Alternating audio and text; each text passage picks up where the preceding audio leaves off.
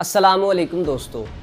औरत एक माँ, एक बेटी, एक बीवी और एक बहन की हैसियत से सदियों से इंसानी ज़िंदगी के अंदर एक अपना अहम किरदार अदा करते हुए चली आ रही है। दोस्तों, ये समाज जो कि एक पैट्रियार्कल सोसाइटी है, जिसका मतलब आदमियों के ज़रिए इस समाज को चलाया जाता है। इसमें पॉलिटिक्स, इकोनॉमिक्स, रिलीजियस और दीगर तमाम समाजियात के काम आदमी ही देखते हैं और ज़्यादातर मेल डोमिनेंस ही हमारी सोसाइटी के अंदर पाई जाती है। इस पैट्रियार्कल सोसाइटी में उस औरत को अपने हकूक़ हासिल करने के लिए मेल डोमिनेंस के ख़िलाफ़ आवाज़ उठानी पड़ती है। दोस्तों, आज 21वीं सदी में 129 मिलियन गर्ल्स ऐसी हैं जो कि एजुकेशन हासिल नहीं कर सकती, यानी उनको उनके एजुकेशन हासिल करने के बुनियादी हक से महरूम किया गया है। तो 690 मिलियन लोग इस वक्त पूरी दुनिया में फूड सिक्योरिटी का शिकार हैं, जिनमें 60% तादाद औरतों की है। इसके अलावा अगर हम देखें तो दुनिया में चलने वाले इस वक्त तमाम बिजनेसेस में लेस देन 1% गर्ल्स और वुमेन ऑन करती हैं। और साथ ही अगर पे डिस्पैरिटी की बात की जाए तो अगर एक मर्द $1 कमाता है तो उसके बदले में एक औरत सिर्फ 51 सेंट्स कमाती है। ऐसे अदादोशुमार औरत की इस माशरे के अंदर महरूमी को दिखाने के लिए काफ़ी हैं। दोस्तों, आज की इस वीडियो में हम फेमिनिज्म के बारे में जानेंगे, इसकी तारीख के बारे में जानेंगे और स्पेशली ये जानेंगे कि पाकिस्तान में फेमिनिज्म किस तरह से इवॉल्व हुई और आज के पाकिस्तान में फेमिनिज्म क्या शक्ल इख्तियार कर चुकी है। लेकिन दोस्तों, वीडियो को आगाज करने से पहले आप तमाम दोस्तों से गुजारिश की जाती है कि आप हमारे चैनल व्हाट्स न्यू को सब्सक्राइब करें और साथ में दिए गए बेल आइकन को प्रेस करना मत भूलिए, ताकि हमारी नेक्स्ट आने वाली वीडियोस आप तक बआसानी से पहुंच सके। फेमिनिज्म क्या है? दोस्तों, फेमिनिज्म एक ऐसी आइडियोलॉजी का नाम है कि जिसके अंदर ये माना जाता है कि औरत और मर्द दोनों के हकूक इस माशरे के अंदर सेम हैं।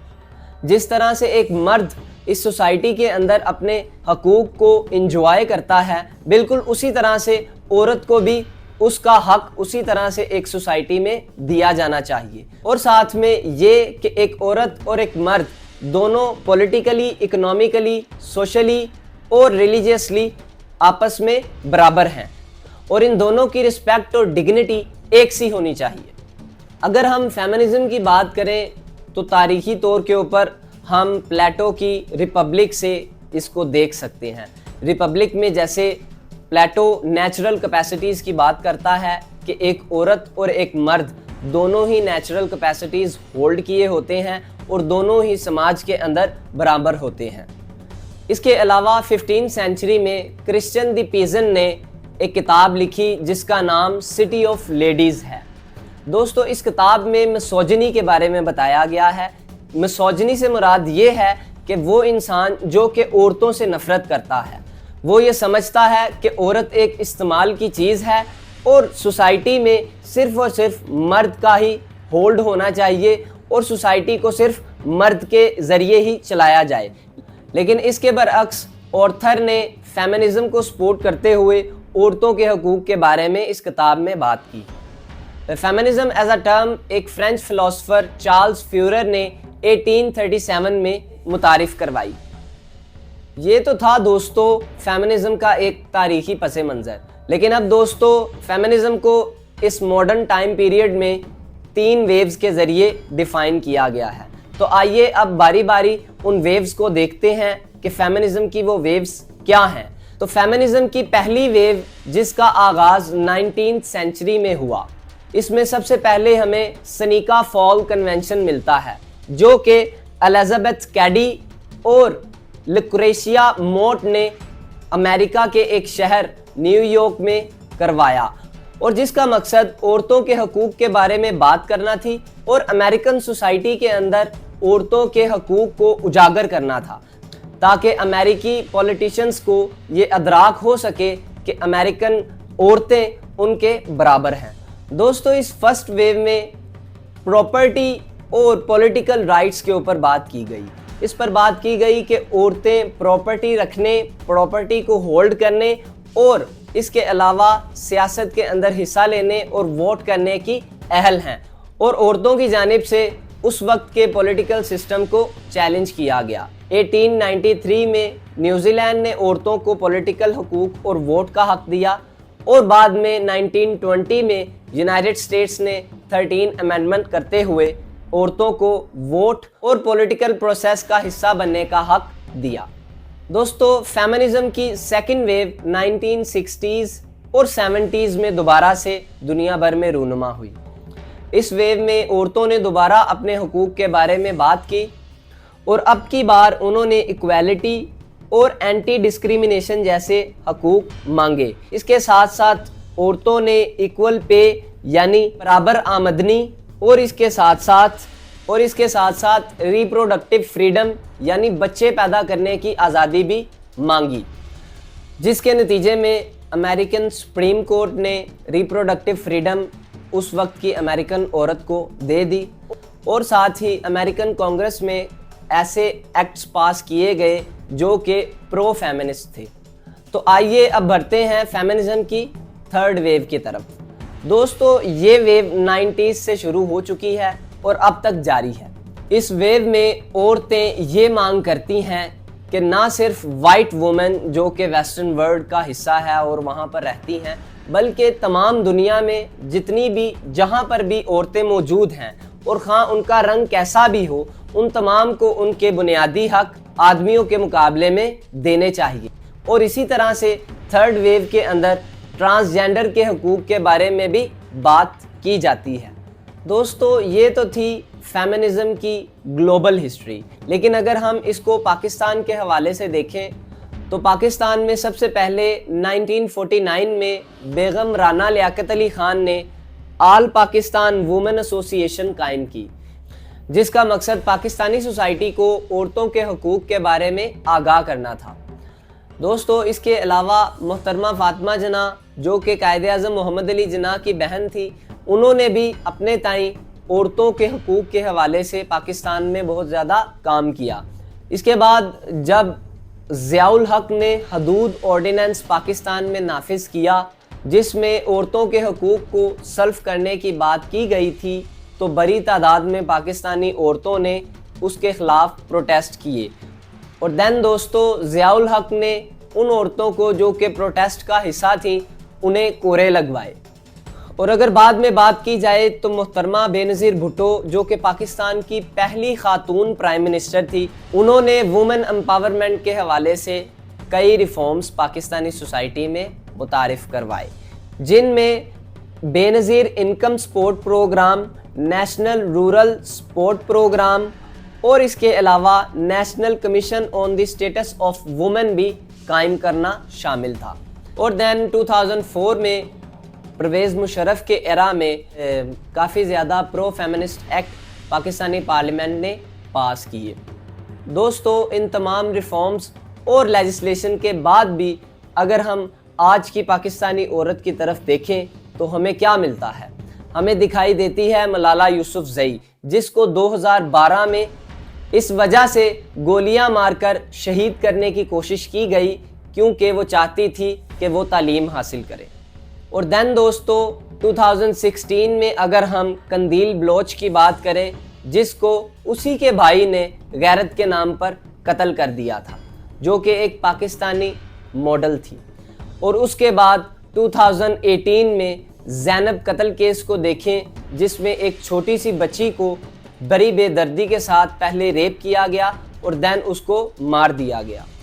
دوستو، جہاں پر پاکستان میں عورت کے حوالے سے اس طرح کے حالات پائے جاتے ہیں، تو دوسری جانب ہماری سوسائٹی میں دو طبقے ایسے بھی ہیں جو کہ آپس میں انہی وجوہات کی بنیاد پر ایک دوسرے کے دست و گریباں ہیں۔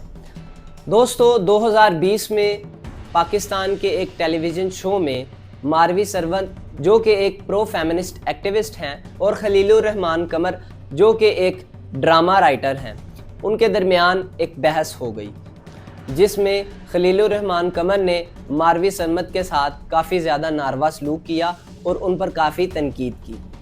دوستو، اس ڈیبیٹ کا موضوع میرا جسم میری مرضی جیسا سلوگن تھا۔ دوستو، میں یہ سمجھتا ہوں کہ پاکستانی سوسائٹی میں میرا جسم میری مرضی جیسے سلوگن کو مس انٹرپریٹ کیا گیا ہے۔ حالانکہ میرا جسم میری مرضی، مائی باڈی مائی ڈیسیجن ایک ایسا سلوگن ہے جو کہ فیمنزم کی سیکنڈ ویو جس میں ریپروڈکٹیو فریڈم کے اوپر بات کی گئی تھی، اس میں یہ سلوگن میرا جسم میری مرضی کو لگایا گیا تھا۔ اس سلوگن کی وجہ سے ان عورتوں کو وہ والے حقوق دیے گئے کہ کوئی بھی عورت اگر میڈیکلی اور فزیکلی اس حد تک فٹ نہیں ہے کہ وہ ایک بچہ پیدا کر سکے تو اسے چاہیے کہ وہ بچہ پیدا نہ کرے۔ تو اس سلوگن کا آغاز وہاں سے ہوا تھا، اور اب اس سلوگن کی پاکستان میں مس انٹرپریٹیشن کے حوالے سے کافی زیادہ طبقوں کے درمیان بحث جاری ہے۔ دوستو، میں پرو فیمنسٹ اور اینٹی فیمنسٹ دونوں ہی طبقوں سے اختلاف رکھتا ہوں۔ میں یہ سمجھتا ہوں کہ فیمنزم اینٹی اسلامک نہیں ہے، بلکہ میں تو یہ سمجھتا ہوں کہ اسلام ہی وہ پہلا ریلیجن تھا جس نے عورت کے حقوق کے بارے میں انسانیت کو آگاہ کیا، اور دین مدینہ کی ریاست میں اس عورت کو حقوق دیے گئے۔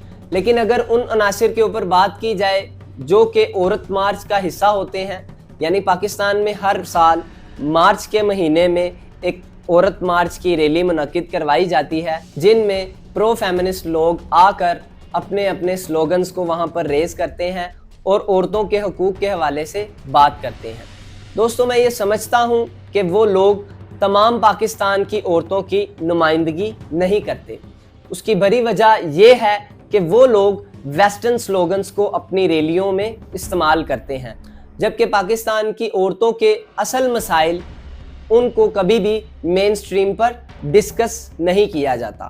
تو اس کی اگر تفصیل دیکھیں تو یہ ہے کہ پاکستان میں آج بھی لڑکیوں کو تعلیم حاصل نہیں کروائی جاتی۔